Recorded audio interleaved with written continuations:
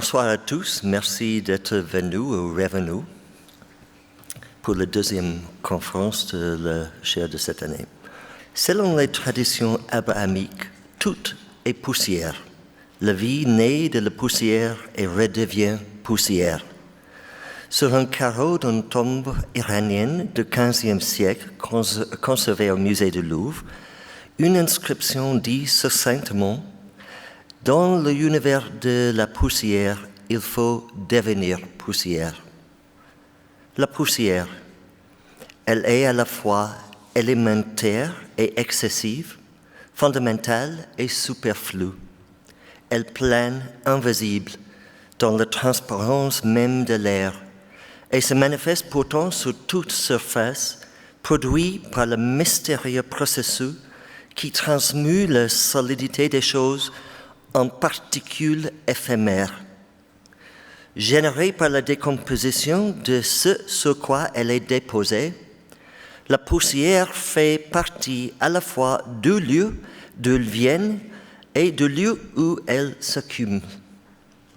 En cette qualité de médiatrice entre les lieux, la poussière, ce présage de vieillissement et de déclin, joue un rôle paradoxal dans diverses œuvres d'art modernes et contemporaines.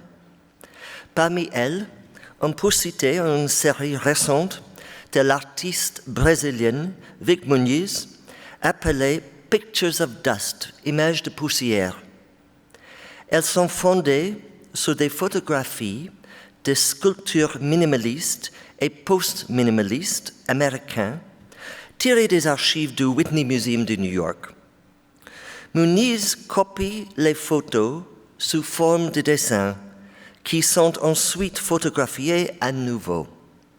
Ici, nous voyons la photo d'un design intitulé Tony Smith Die, qui recréait en dessin la photographie d'une sculpture du minimaliste américain Tony Smith, datant de 1962.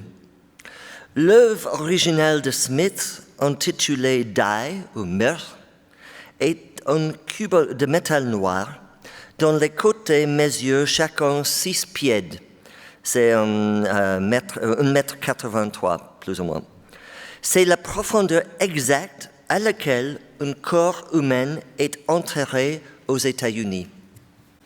Si par hasard, la forme de la sculpture de Smith et l'œuvre de Vic Muniz nous fait penser à un autre cube noir, sa façon de reproduire la profondeur standard d'une tombe nous rappelle une fois de plus le pouvoir de la mesure, sa capacité à conférer un potentiel référentiel même à des formes géométriques simples. Toutefois, ce n'est pas la forme qui importe le plus ici, mais le médium. La copie par Muniz de la photo de l'installation de la sculpture au Whitney Museum est dessinée avec de la poussière ramassée par les aspirateurs qui ont nettoyé les sols du musée. Le médium, ici donc, est la poussière apportée par les visiteurs, pèlerins modernes, dans ce sanctuaire des arts qui c'est cet musée de Whitney à New York. L'image, l'objet et le dessin sont donc intimement liés dans leur relation au lieu. Ce lien est forgé par la matière même du musée, les détritus. Ici, la poussière devient un médium précieux en étant prélevé sur le sol d'une vénérable institution. Le dessin est composé de la matière même de l'espace dans lequel se trouvait la sculpture, tandis que les photographies permettent en théorie de tirer un nombre infini de versions au moyen d'une technologie qui conserve lui-même une partie de l'aura magique du contact et de la trace. Le rôle de la poussière comme relique dans cette œuvre de Muniz met en évidence une vérité aussi pertinente pour le musée moderne que pour le sanctuaire médiéval. Sur les sites sacrés, rien n'est superflu, pas même la poussière et la saleté qui s'accumulent et qui doivent être périodiquement éliminées. Même l'eau utilisée pour purger la saleté peut devenir précieuse. En visite à la Mecque en 1183, le voyageur andalou Ibn Jubayr assiste au lavage annuel de l'intérieur de la Kaaba, le centre de le sanctuaire de la Mecque, et il voit les pèlerins qui se précipitent pour récupérer l'eau crasseuse, pleine de poussière, au moment où il était balayé hors du bâtiment. Il a écrit, c'est Ibn Jubayr, « Quand l'eau est sortie de la Kaaba, beaucoup d'hommes et de femmes se sont précipités pour y laver leurs mains et leurs visages, souvent en le recueillant dans les vases qu'ils avaient portés à cette fin. Près de 500 ans plus tard, dans le récit de son propre pèlerinage, Hajj, effectué en 1685, l'anglais Joseph Pitts décrit exactement le même rituel. Tandis qu'on lavait l'intérieur de la Kaaba avec de l'eau qui vient du puits sacré de Zamzam, les pèlerins se pressaient autour de la porte soulevée du sanctuaire afin d'être aspergés par les eaux sales. Une fois l'opération terminée, les balais utilisés pour nettoyer le sanctuaire étaient brisés en 1000 morceaux et les brindilles étaient emportées comme reliques. Au XIXe siècle, nous trouvons encore des récits similaires. Ces balais étaient si précieux qu'en 1665, l'un d'eux, qui servit à balayer le tombe du prophète Mohammed à Médine, fut jugé digne d'être envoyé en cadeau avec un peu de poussière du tombeau à l'empereur moghol Aurangzeb. Celui-ci, dit-on, le reçut avec beaucoup de solennité, regrettant seulement de n'être pas personnellement l'un des balayeurs de la tombe du prophète. La valeur accordée à cette matière de plus modeste met en évidence la croyance selon laquelle le contact avec certains endroits peut transformer même les matériaux les plus banals. Au cœur de cette fonction est la croyance en la capacité des choses matérielles à servir de médiateur pour les bénédictions immatérielles, en arabe baraka. La baraka est une bénédiction provenant de Dieu et émanant des lieux sacrés, du corps des prophètes ou des saints vivants ou morts, ou encore d'objets qui leur sont associés. Bien que cette croyance ne soit pas universellement acceptée dans le monde islamique, la baraka est censée bénir, guérir et protéger quiconque entre en contact avec elle. Le contact physique avec le sanctuaire sacré de la Mecque est considéré comme capable de transformer même les matériaux les plus banals. Les bénédictions de l'eau s'étendent aussi à des objets produits en masse et vendus aux pèlerins. Un fait bien documenté au XIXe et au XXe siècle. On trouve notamment une large gamme de produits manufacturés tels que des balais, des peignes et des linceuls funéraires. Ces souvenirs, tels que des petites peignes en bois, pouvaient également être trempés dans l'eau de Zamzam, le puits sacré, alors littéralement imprégnés des bénédictions mecquoises pour être ensuite vendus aux pèlerins. Ils sont souvent aussi utilisés dans un contexte funéraire pour bénir les morts. Pour cette raison, les linceuls funéraires portés à la Mecque par les pèlerins ou achetés sur place étaient souvent immergés dans l'eau de Zamzam pour profiter de cette bénédiction, puis rapportés à la maison pour une utilisation future. Les plus anciennes photographies de la Mecque, comme ceci, montrent des tas de linceuls étendus au soleil en train de sécher. À l'opposé de ces peignets et linceuls produits en Syrie, on trouve des reliques plus prestigieuses dans des fragments de la kiswa, les tissus qui recouvrent l'intérieur ou l'extérieur de la Kaaba. Le kiswa est renouvelé chaque année et à ce moment-là, les fragments très convoités de celles qui viennent d'être retirées sont donnés ou vendus. Des fragments de la kiswa étaient dispersés à travers le monde islamique, de l'Est jusqu'à l'Ouest. Considérées comme des reliques, elles sont souvent servies de recouvrir les sépultures, apportant aux défunts les bénédictions mecquoises. Parfois, ces fragments étaient incorporés dans les bannières militaires, fonctionnant alors comme un talisman pour les armées allant au combat, ainsi placés sous la protection de la baraka du sanctuaire le plus sacré de l'islam.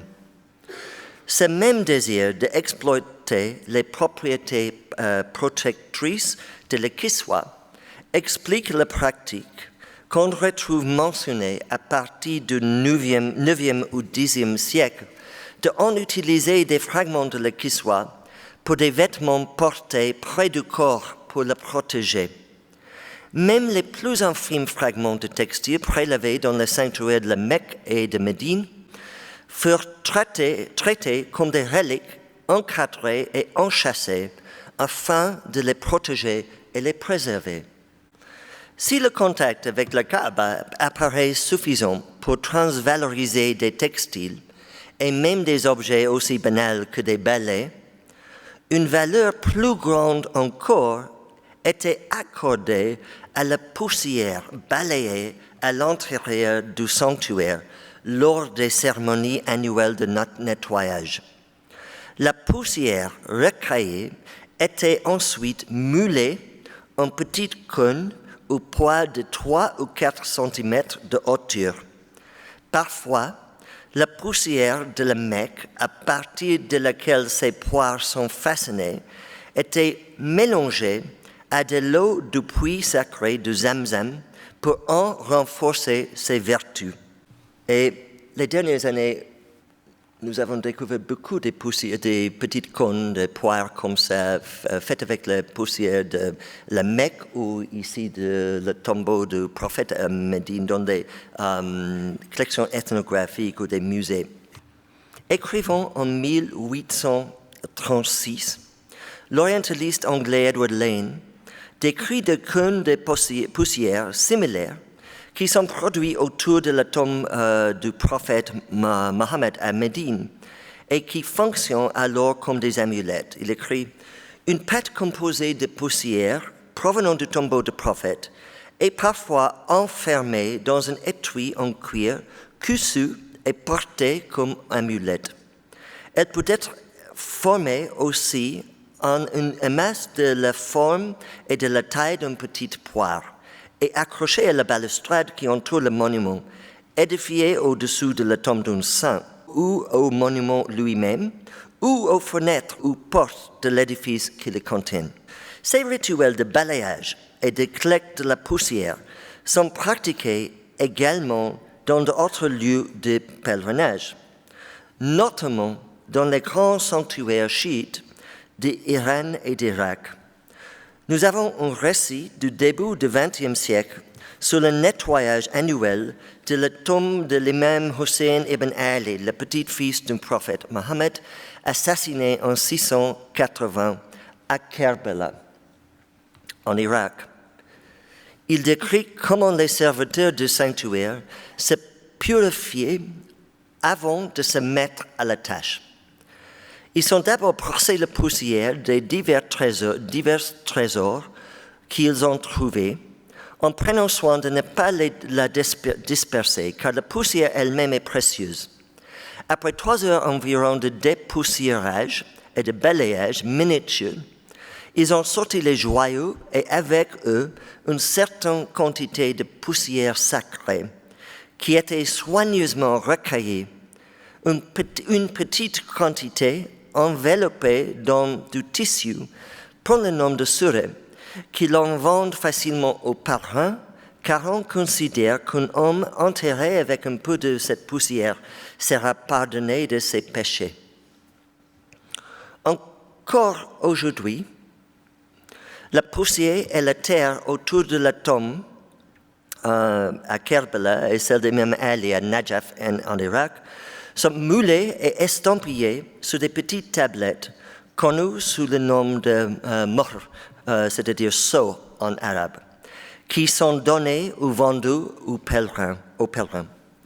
Bien que ces pratiques soient parfois considérées comme exclusives à l'islam chiite, des traditions similaires de production de petites tablettes faites de terre provenant des sites sacrés de la Mecque et de Médine étaient connues parmi les musulmans sunnites. Les poires et les pastilles de poussière conservées dans les collections de reliques et dans les musées ont pour la plupart été produites au XIXe siècle. Mais ce que je voudrais faire ce soir, c'est d'essayer de reconstruire l'histoire des débuts de la collecte de poussière ou de terre sur les lieux de pèlerinage islamique, ainsi que celle de la production en série d'objets confectionnés à partir de cette poussière. Comme nous le verrons, leur production semble présenter des éléments de continuité avec les pratiques de pèlerinage déjà établies en Méditerranée orientale dans les siècles précédant l'avènement de l'islam au début de le 7e siècle, tout en soulignant les croisements surprenants entre les histoires des amulettes, de la médecine, de la pharmacologie et des reliques. À partir du 4e ou 5e siècle au moins, les pèlerins chrétiens cherchaient des bénédictions associées aux saints et aux lieux sacrés. Comme la baraka ou les bénédictions de la tradition islamique, elles pouvaient être transmises sous forme matérielle, même simplement par un morceau de tissu ou de ruban qui avait été en contact avec un site sacré. J'ai parlé de ça dans la première conférence. Parmi les matériaux recueillis par les premiers pèlerins chrétiens en Palestine, avec la croyance qu'ils portaient en eux une partie des vertus du lieu, on trouve l'huile, les pierres, la terre, l'eau, la cire et même les plantes. La terre et les pierres provenant de sites associés aux événements de la vie du Christ étaient particulièrement prisées. Comme les mesures et les reliques métriques que j'ai évoquées lors de la première conférence, la signification de ces cailloux et fragments de pierre devait être sécurisée par des légendes et des étiquettes, ce qui contribuait à transformer les matériaux banals en puissants reliques. Ici, nous avons 2 reliquaires célèbres. À gauche, un reliquaire célèbre de la fin du 6e au début du 7e siècle, qui se trouve aujourd'hui au Vatican, qui contient ainsi des pierres du mont Zion et du mont des Oliviers, identifiées par des inscriptions à l'encre, de même que des pierres provenant d'autres sites palestiniens et des fragments de bois de Bethléem. Et ici, je voudrais vous montrer que cette bois contient pas seulement des pierres, mais des petits jetons en argile auxquels je vais parler. Des assemblages similaires sont préparés pour les pèlerins au moins jusqu'au début de la période moderne. Et encore une fois, il faut souligner la présence de ces petites étiquettes qui transforment des pierres banales en des reliques précieuses. Les pierres sont parfois intégrées dans les maquettes architecturales qui signalent leur provenance, comme c'est le cas de cette maquette de l'église de la Nativité à Bethléem. Et les pierres sont là, avec les étiquettes, encore une fois. C'est une boîte qu'on peut ouvrir.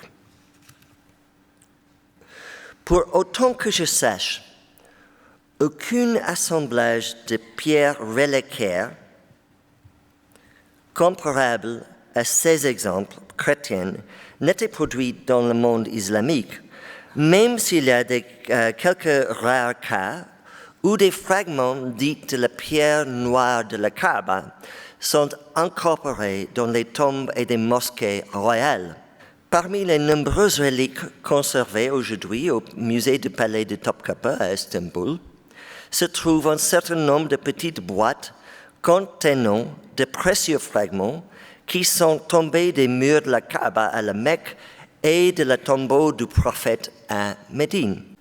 Cependant, certaines traditions du 8e ou du 9e siècle laissent à penser que les pèlerins à la Mecque ramenaient avec eux parfois des pierres, mais que cette pratique était mal perçue. En plus de dommages potentiellement causés au sanctuaire, l'idée de conférer à des matériaux naturels la capacité d'être les médiateurs de bénédiction a été une source persistante de malaise. Même en chrétienté, il faut dire. Ce fait même que l'admissibilité de la collecte des pierres de la Mecque eût été débattue dans les sources anciennes, suggère néanmoins que c'est précisément ce que les pèlerins faisaient. Dans les églises médiévales du nord de l'Europe, les pierres supposées provenir du tombeau de Christ sont particulièrement favorisées comme reliques et étaient souvent conservées dans des églises considérées comme des copies du Saint-Sépulcre à Jérusalem. Les gens viennent embrasser ou toucher ces pierres pour se soulager de la maladie, reflétant la croyance généralisée du pouvoir amulétique et thérapeutique attribué à la poussière, la terre, aux pierres et d'autres matériaux provenant de la Terre sainte. Ces pierres étaient souvent exposées avec des échantillons de terre extraites du Saint-Sépulcre. Parfois, de très grandes quantités de terre sainte étaient transportées en Occident pour recréer des éléments de la topographie de Jérusalem et pour étendre les bénédictions de la ville sacrée aux chrétiens vivant loin de Palestine. En revanche, la poussière et la terre de Palestine voyageaient le plus souvent sous la forme de petits jetons ou de pastilles d'argile très pratiques à transporter, comme les petits jetons de la boîte que j'ai montrée. L'argile était appréciée depuis des siècles pour ses propriétés médicinales et thérapeutiques, qu'elle soit appliquée à l'extérieur du corps en pommade ou dessous dans de l'eau et ingérée comme un pharmacon ou remède.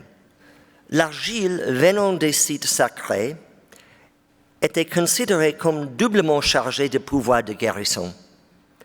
Au VIe siècle, Grégoire de Tours décrit des jetons faits avec de la terre récoltée autour de la tombe du Christ à Jérusalem.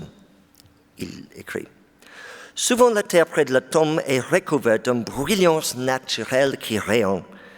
Elle est ensuite arrosée et prélevée pour façonner des minuscules pastilles d'argile qui sont envoyées dans différentes parties du monde. Souvent, les gens obtiennent des guérisons grâce à elles. Il est remarquable que ces pastilles parviennent souvent à éloigner des serpents. Comme les mesures des mains et des pieds de Christ recueillies avec des cordes et des rubans sur les pierres de Jérusalem et utilisés à la fois comme amulettes et remèdes, ces jetons étaient beaucoup plus que des simples souvenirs passifs. De nombreux exemples de ces jetons d'argile existent dans les diverses collections de musées, comme ici. Mais une étude approfondie reste encore à mener. Leur diamètre varie de 15 à presque 4 mm. Les jetons chrétiens les plus célèbres et les mieux étudiés sont ceux produits dans les sanctuaires du saint stylite Simeon dans le nord de la Syrie au VIe et VIIe siècle. Ils étaient façonnés à partir de matières extraites du site sacré qui avait elle-même été sanctifiée par le contact avec le corps du saint et moulés en pastil estampillé à l'image du sang ou avec des scènes de la vie du Christ, et souvent avec le mot grec ygéia, c'est-à-dire la santé, un terme qu'on retrouve sur d'autres objets magiques ou médicinaux. Les jetons étaient fabriqués au moyen de sceaux et de timbres et étaient eux-mêmes désignés par le thème grec sphragis ou sceau, tout comme les jetons d'argile produits plus tard pour les pèlerins musulmans étaient connus sous les termes arabes pour sceau, muhr ou khatam. Parmi d'autres jetons d'argile de la Palestine qui ont survécu, et je parle maintenant des jetons là, d'autres encore portent le nom du prophète Salomon avec un motif plus abstrait, peut-être une plante.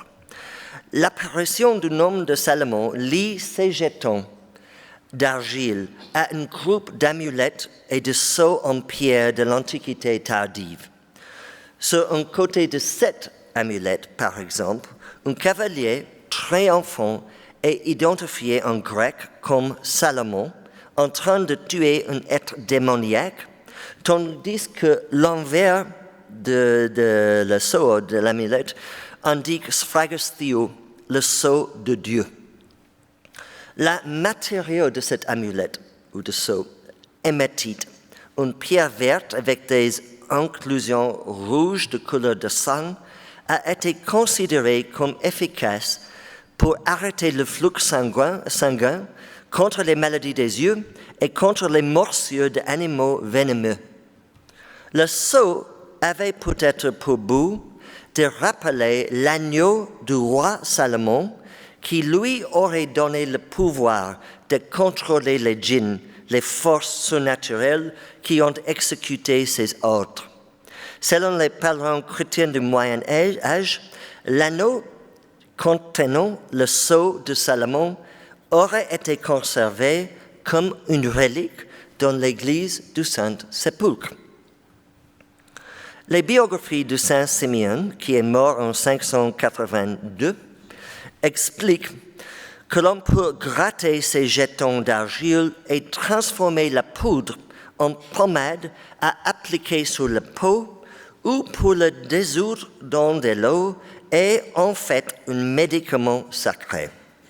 On fait les bords de certaines de ces amulettes ou sceaux en pierre, même que les jetons en argile, présentent les signes qu'ils ont été limés ou grattés, apparemment pour obtenir de la poudre, ensuite dissoute dans de l'eau et ingérée comme un médicament.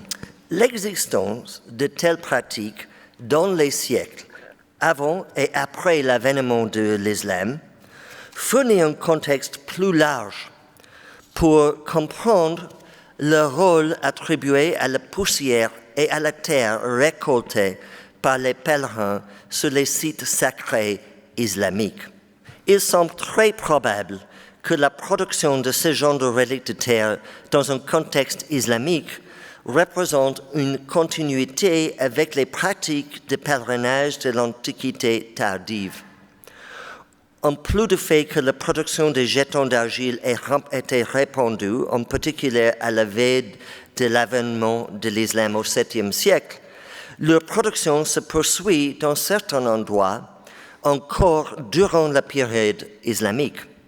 À Bethléem, par exemple, des comprimés de terre d'un blanc laiteux prélevés dans un endroit où la Vierge est censée avoir allaité le Christ étaient produites jusqu'au XIXe siècle, reflétant l'opération de la sympathie, c'est-à-dire l'idée que le semblable renforce ou repousse semblable.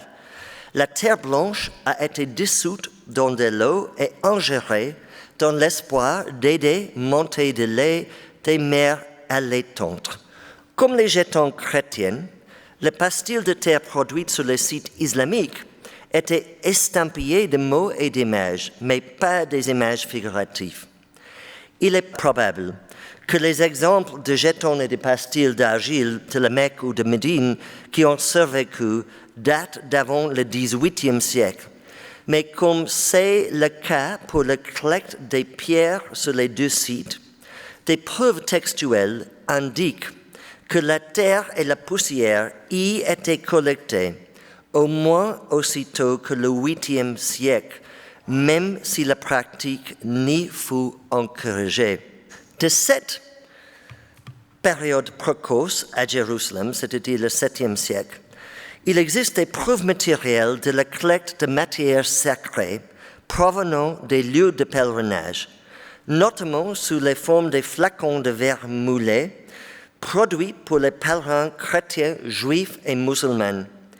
Chaque flacon est moulé avec une imagerie schématique et distincte pour chaque communauté spécifique pour laquelle il était produit. C'est très difficile à voir, on peut voir la croix, mais il faut me croire qu'il y a des iconographies différentes pour les différentes communautés sur chacun de ces flacons. Les flacons sont bien étudiés. Ces flacons sont connus pour contenir de la terre sanctifiée, de l'huile et de l'eau récoltée sur les sites sacrés par les pèlerins chrétiens et juifs au 6e et 7e siècle.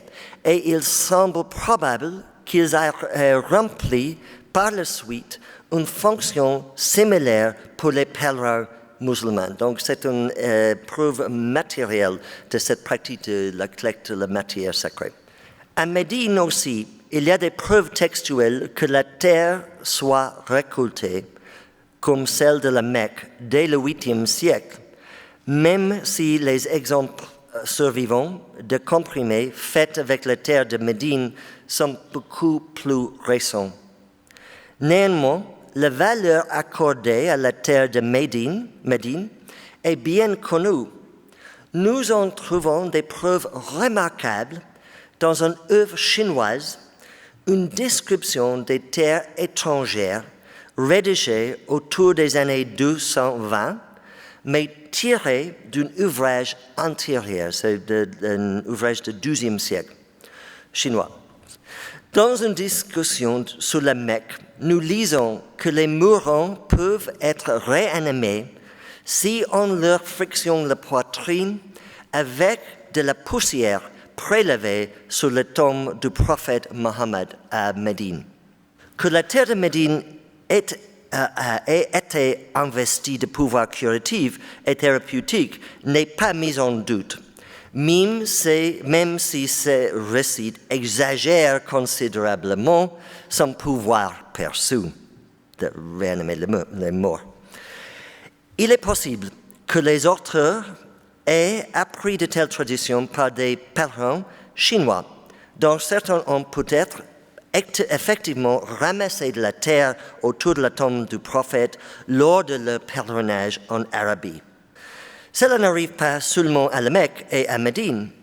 La collecte de poussière et de terre est particulièrement courante dans les lieux de pèlerinage et les tombes visitées par les pèlerins chiites.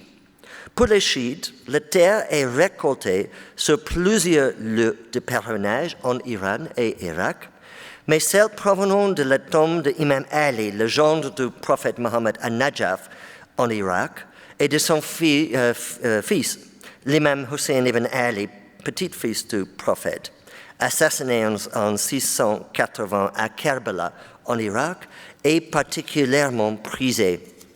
Depuis le temps ancien, le sol de Kerbala était moulé en petits comprimés circulaires, hexagonales ou rectangulaires, appelés mohr ou seau, ou turba, la terre, estampillés de mots et images. Aujourd'hui encore, la production et la vente des mohr constituent une partie importante de l'économie du pèlerinage chiite, occupant une position à la charnière du produit marchand et de la relique. Parmi les premières références textuelles de ces pastilles figure une mention datant du Xe siècle des fabricants des amulettes, des mendiants et aussi des escrocs, dont ceux qui vendent des chapelets et des tablettes en argile, soi-disant faites de terre de Kerbala. Ça offre un rappel salutaire que le scepticisme à propos de ces pratiques de dévotion n'est nullement spécifique au rationalisme moderne. Acquis par des pèlerins, ces jetons de terre sont utilisés pour la prière, pris comme des médicaments et permettent aux croyants d'être enterrés avec la terre sanctifiée par l'aura de l'imam. Dans les mosquées chiites, ces tablettes sont fournies aux fidèles qui peuvent les poser à l'endroit où leur tête doit toucher le sol durant la prosternation pendant la prière. De cette façon, des jetons produits en masse permettent aux fidèles de prier en posant la tête sur une petite parcelle du sol même de Kerbala. Une peinture datant du XVIe siècle dans un manuscrit royal du Shahnameh de Ferdowsi, le livre des rois, l'épopée nationale perse, montre le Shah Safavid d'Iran, présenté sous les traits d'un héros persan, en train de prier sur un tapis sur lequel on voit des perles et des prières et un jeton d'argile placé bien en évidence. Des chapelets, des anneaux et des brassards faits de tablettes de terre de Kerbala pouvaient être également enterrés avec le corps du musulman chiite pieux, ainsi qu'un peu de poussière provenant de la tombe d'Imam Hussein. De cette façon, le corps dont le prototype a été façonné par Dieu à partir d'argile, dans les traditions monothéistes, redevient poussière et finit par fusionner avec le sol de Kerbala. Nous pouvons peut-être comparer cette pratique à celle de la diaspora juive à l'utilisation d'oreillers remplis de terre de Jérusalem qui sont parfois posés sur la tête des morts, leur permettant ainsi de reposer pour l'éternité sur le sol de la ville vers laquelle ils sont tournés dans la mort. Tout comme les jetons d'argile produits pour les pèlerins chrétiens dans le siècle précédent l'arrivée de l'islam étaient utilisés à la fois comme amulettes et à des fins thérapeutiques, soit par ingestion, soit par application externe. Il en va de même pour la terre et la poussière recueillies sur les lieux de pèlerinage islamique.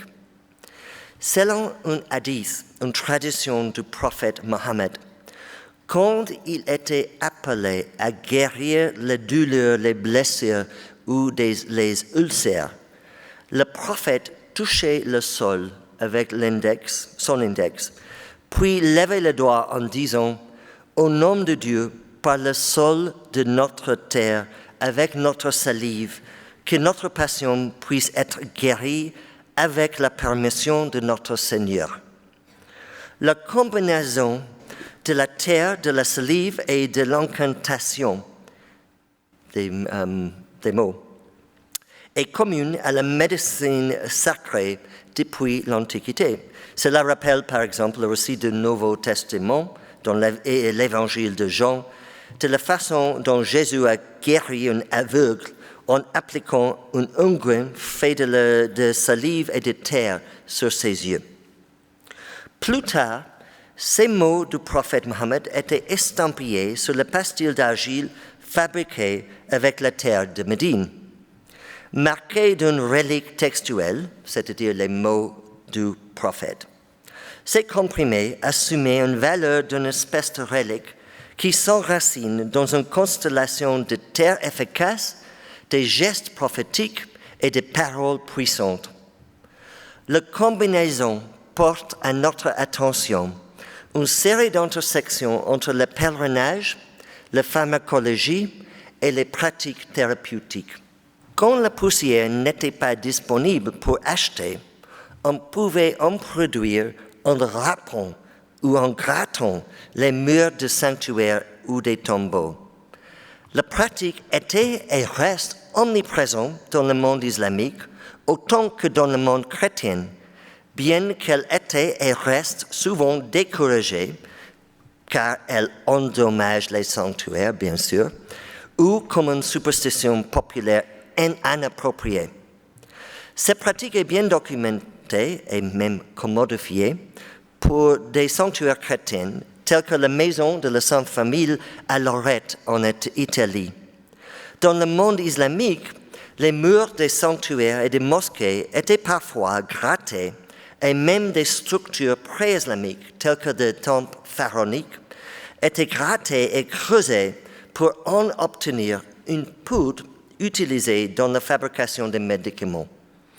Une caractéristique frappante de ces pratiques est leur nature interconfessionnelle. C'est une autre raison pour laquelle elle était souvent considérée comme suspecte par des orthodoxes. Dans le récit de son pèlerinage à Jérusalem vers 1483, le dominicain suisse Félix Fabry décrit une série de propriétés thérapeutiques attribuées aux poussières de la fossé derrière le Golgotha, un fossé dans lequel on dit que la croix et les instruments de la passion de Christ auraient été récupérés. Il écrit « Dans ces ravins sacrés, les pèlerins sont inspirés par une grande dévotion. Mais les chrétiens d'Orient, et même les Sarrasins et les musulmans, se livrent à des vaines superstitions à ce sujet, grattant des morceaux de ces roches pour en extraire des médicaments, car selon eux, une malade atteint de fièvre serait immédiatement guéri s'il boit du vin ou de l'eau contenant l'une de ces pierres. Dans l'Antiquité, l'argile ou la terre provenant de certains sites était particulièrement prisée pour leur valeur pharmacologique et thérapeutique. Celle de l'île égéenne de Lemnos, terre Lemnia, est légendaire et était récoltée par une exploitation commerciale dès le IVe siècle avant l'ère commune.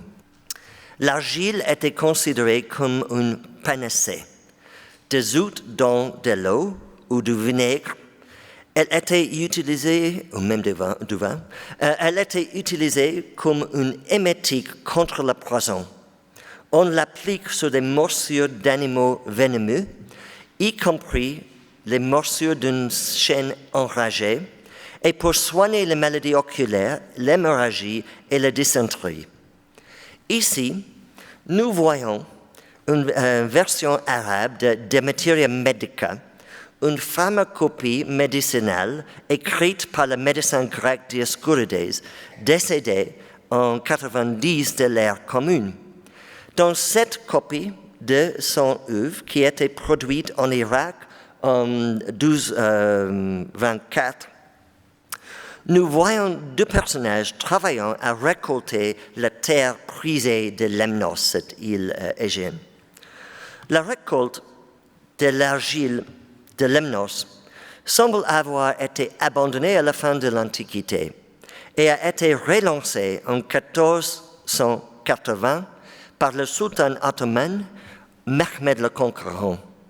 La terre était alors consommée sous la forme de pastilles estampillées avec les mots « terre scellée, tini maktoum ». Il y a même des tasses façonnées à partir de terre lemnia et estampillées avec ce sceau, tini maktoum, terre scellée. Ces tasses étaient utilisées pour faciliter la consommation et l'ingestion des propriétés curatives de l'argile de lemnos, en particulier comme antidote au poison ou le venin des morsures d'animaux venimeux. Si la terre lemnienne, produite plus tard sous l'égide des Ottomans, était seulement estampillée de mots pour l'identifier, les jetons et pastilles de terre lemnienne, produites plus tôt dans l'Antiquité, portaient des images et des symboles. Ces jetons-ci, peut-être l'un des premiers exemples de terre lemnienne à avoir survécu, montre Philoctète, chef de la flotte grecque qui a navigué contre Troie. Il a été mordu par un serpent sur l'île de Lemnos, mais il a été guéri par une application de cette fameuse argile sur la morsure. Ici, la conjonction de l'image de terre souligne la capacité de terre lemnienne à repousser les serpents ou à guérir leur morsure. De même, les jetons d'argile produits au tombeau du Christ dès le VIe siècle au moins, auraient été imprégnés du pouvoir de guérir la maladie et de repousser des serpents, une combinaison qu'on retrouve fréquemment dans les pratiques amulétiques et thérapeutiques. Ces traditions et pratiques se poursuivent pendant la période islamique et pas seulement en association avec les principaux lieux de pèlerinage. À un certain moment, avant le Xe siècle par exemple, un relief en pierre portant l'image d'un être hybride, un homme scorpion, a été posé à l'entrée de la grande mosquée de Homs dans le nord de la Syrie pour agir en talisman. Nous avons des descriptions dans les textes dès le Xe siècle. Ça vient d'un manuscrit plus tard où l'artiste a essayé d'imaginer comment ça a apparu. Les descriptions suggèrent qu'il s'agit d'un relief beaucoup plus ancien, datant de l'Antiquité, comme plusieurs reliefs montrant des hybrides hommes-scorpions récemment découverts dans les fouilles d'un temple datant du 3e millénaire avant l'ère commune dans la citadelle d'Alep. La réutilisation d'un relief aussi ancien dans la Syrie du Xe siècle témoigne d'une préférence accrue pour la réutilisation des reliefs et d'inscriptions antiques en tant que talisman. Cette pratique est particulièrement bien documentée pour les villes médiévales d'Alep, de Damas et du Caire, mais elle n'était pas exclusive à ces villes. Et je vais revenir à ce sujet de réutilisation des reliefs anciens comme talisman dans la 3e conférence. Les amulettes, avec les images et des mots, des images et des mots, assurant une protection contre les serpents et les scorpions, étaient parmi les formes les plus courantes d'amulettes connues dès la fin de la période antique, au long de la période islamique jusque dans la modernité. Ces soucis de protection contre les créatures venimeuses reflètent les réalités de la vie dans de nombreuses régions du Moyen-Orient. Encore en 1834, l'érudit égyptien Rifa al-Tatawi, dans le récit de sa visite à Paris, mentionne parmi les particularités de cette ville-ci le fait qu'on n'y entende jamais parler des habitants piqués par des scorpions. Le talisman de Homs, ce scorpion, était placé sur le seuil d'une mosquée, à l'entrée d'une mosquée, tout comme les talismans contre les scorpions étaient situés à l'entrée des maisons, dans une zone qui évoque à la fois littéralement et figurativement la liminalité souvent associée à des pratiques amulétiques et talismaniques. Le relief de la mosquée de Homs était destiné à protéger la mosquée contre les scorpions. Mais ce qui le relie au monde des amulettes, des élixirs et des jetons de pèlerinage, c'est qu'il était utilisé comme une sorte de sceau en appuyant l'argile contre le relief afin de produire des boules d'argile estampillées de l'image de l'homme scorpion. On utilisait ces morceaux d'argile estampés ou imprimés de l'image de l'homme scorpion pour protéger la maison contre les reptiles. Et l'argile dissoute dans de l'eau et consommée était censée guérir les piqûres de scorpions et morsures de serpents, ainsi que guérir les problèmes intestinaux. Dans de telles pratiques populaires, l'ancien relief de homme scorpion à Homs fonctionne en effet comme un sceau à grande échelle, servant à imprimer des pastilles d'argile. Il reflète le fait que les amulettes et les talismans existaient à différentes échelles, soit à l'échelle monumentale ou urbaine, soit à l'échelle des petites amulettes et des talismans qui étaient portés sur le corps. L'image du scorpion apparaissait, par exemple, sur des petits sceaux et amulettes islamiques contemporains de l'homme scorpion de Homs, contemporains au Xe siècle quand il était décrit, souvent en conjonction avec d'autres bêtes féroces telles que des lions ou des serpents. La conjonction de lieu et de scorpion est peut-être aussi une référence au soleil dans le signe du zodiaque du scorpion. Comme le grand relief de homme scorpion à Homs, de telles amulettes et sceaux ont probablement eu pour but d'estampiller l'argile ou d'autres matières à ingérer à des fins curatives. Un très bel exemplaire de ce type de sceau en plomb dans le musée du Louvre, et il est entre les objets exposés maintenant dans la petite vitrine pour cette chaire du Louvre dans les galeries de l'art islamique. Ce sceau en plomb trouve une contrepartie dans un seau d'argile estampillé d'environ la même taille qui a clairement été fabriqué avec un type de seau similaire, pas le même seau nécessaire, mais vous pouvez voir aussi que le dessin est renversé dans l'estampage sur l'argile. La probabilité que certains de ce type de seaux remplissent à la fois une fonction médicinale et une fonction de protection est parfois soulignée par l'utilisation de certains types de matériaux. Par exemple, sur ces sceaux islamiques, à peu près contemporains avec l'homme scorpion de Homs en Syrie, l'image familière est gravée sur un morceau de pierre dure appelé hématite. Nous avons rencontré hématite ce soir déjà. Comme nous l'avons vu plus tôt, au cours des siècles qui ont précédé l'islam, l'hématite, une pierre verte avec des inclusions aux couleurs rouges de sang, a été privilégiée pour une utilisation contre de nombreux maux, y compris les maladies des yeux et le venin de serpents et de scorpions. Il y a un thème qui émerge dans tout ça. En fait, les jetons et pastilles d'argile préparés pour les pèlerins chrétiens et musulmans relèvent d'un mode de production technologique utilisé pour une gamme d'objets assez limitée dans le monde antique tardif. On peut tout de suite penser aux pièces de monnaie et aux sceaux.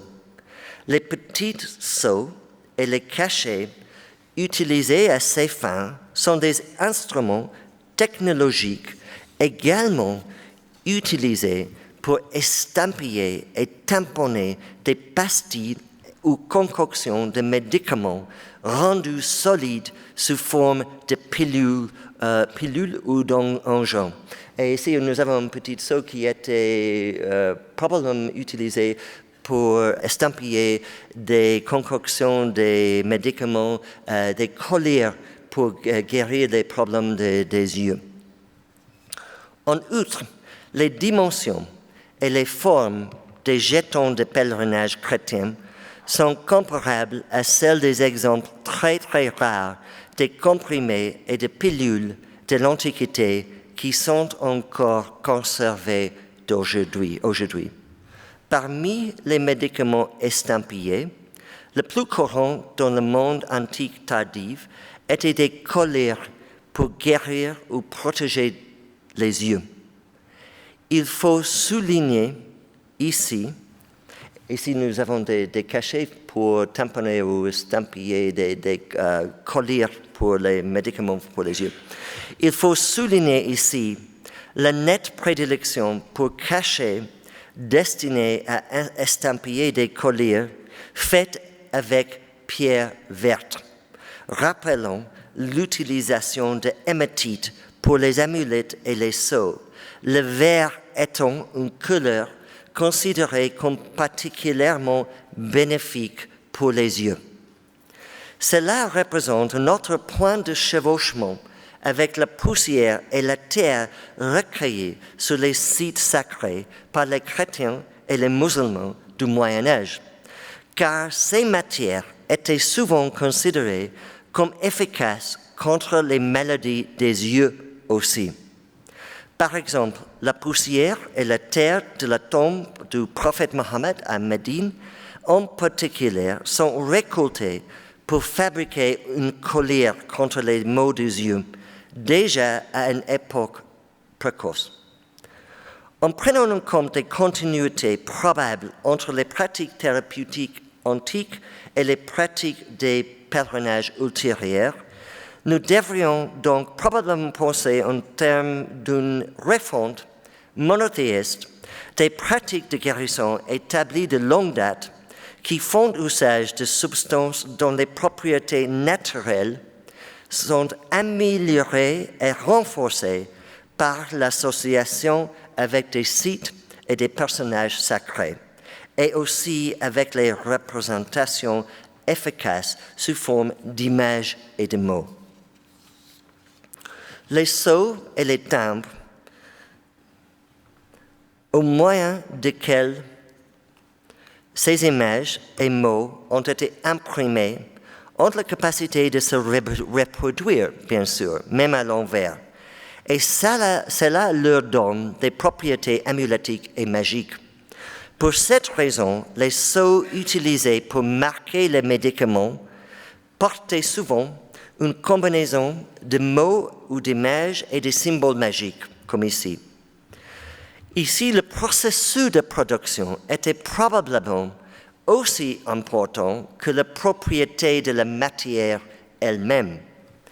L'estampillage et le moulage sont à la fois une garantie d'authenticité et d'efficacité, une forme précoce d'image de marque rendue nécessaire par la production en série de pastilles médicinales dans les siècles précédant l'avènement de l'islam.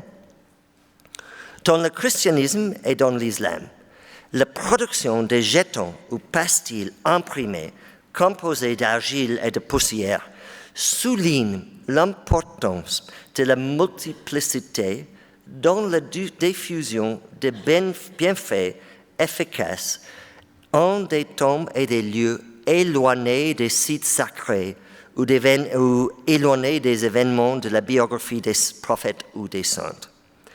Le phénomène indique une relation probable entre production en masse, standardisation et efficacité, qui est commune à beaucoup d'autres types d'objets amulétiques ou talismaniques. Mais dans le cas des jetons de pèlerinage, l'estampillage était également essentiel à l'efficacité des produits. Ce n'était pas seulement une garantie de son contenu.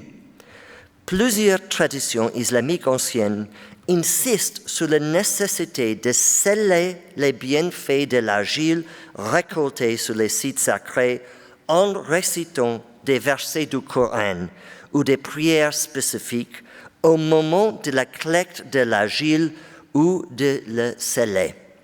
C'est de la terre scellée avec la puissance des mots prononcés au-dessous de l'argile au moment de l'impression, d'une manière qui rappelle la combinaison des trois choses, la salive, la terre et les mots, prescrites par le prophète Mohammed dans la tradition estampillée sur les pastilles faites avec la terre de Médine. Dans les jetons, forme, matière, image, mots et récitation ou incantation se trouvaient combinés tous ensemble dans la production des objets efficaces produits en multiples. Objets qui étaient tout à la fois souvenirs de pèlerinage, parties de lieu, amulettes, icônes, médicaments et reliques. À la fin de l'Antiquité et au début de l'Islam, une caractéristique particulièrement frappante de beaucoup de récipients ou objets destinés à contenir la matière sacrée, y compris les jetons de pèlerinage, et leur production, et que leur production implique souvent des techniques d'impression, d'estampillage ou de moulage. Donc, il pourrait même être possible de suggérer qu'il y a une relation entre l'utilisation de ces techniques et technologies de marquage et la façon dont le pèlerin lui-même était marqué, impressionné par son expérience du pèlerinage sur des sites dont les mêmes matières sacrées proviennent. Dans cette logique, la matière ultime à imprimer ou modeler était le corps du pèlerin lui-même. Tout comme les pèlerins chrétiens à Jérusalem posaient la main sur les empreintes du main de Christ laissées sur des reliques, telles que la colonne contre laquelle il était flagellé, les pèlerins à la Mecque tentaient d'établir un contact physique entre leur propre corps et les marques et traces du corps du prophète Mohammed, même si de telles pratiques sont parfois mal vues. Au Bab el-Safa, qui est une des entrées du sanctuaire à la Mecque, attenante à la Kaaba, les pèlerins médiévaux pouvaient littéralement suivre les traces du prophète Mohammed en plaçant leurs propres pieds dans ces empreintes laissées sur une pierre noire fixée sur le sol de marbre. Il y avait beaucoup de ces pierres dans le sanctuaire et aux alentours. Par exemple, le voyageur andalou du XIIe siècle, Ibn Jubayr, mentionne une pierre près de la mosquée d'Al-Khaif, à l'extérieur de la Mecque, sur laquelle le prophète avait posé sa tête et qui portait son impression. Les pèlerins plaçaient leur propre tête dans cette dépression afin de bénéficier des bénédictions et de protections associées aux traces du prophète. Ici, ces empreintes fonctionnaient aussi comme une sorte de cachet ou de sceau, même s'ils étaient en négatif, une concavité dans laquelle le pèlerin peut faire entrer et en fait mouler son propre corps. Des traces comme celle-ci, y compris une marque identifiée comme l'empreinte du pied du prophète Mohammed sur la roche dans le dôme du rocher à Jérusalem, étaient souvent décrites comme ayant l'apparence d'avoir été estampillées sur l'argile ou de la cire.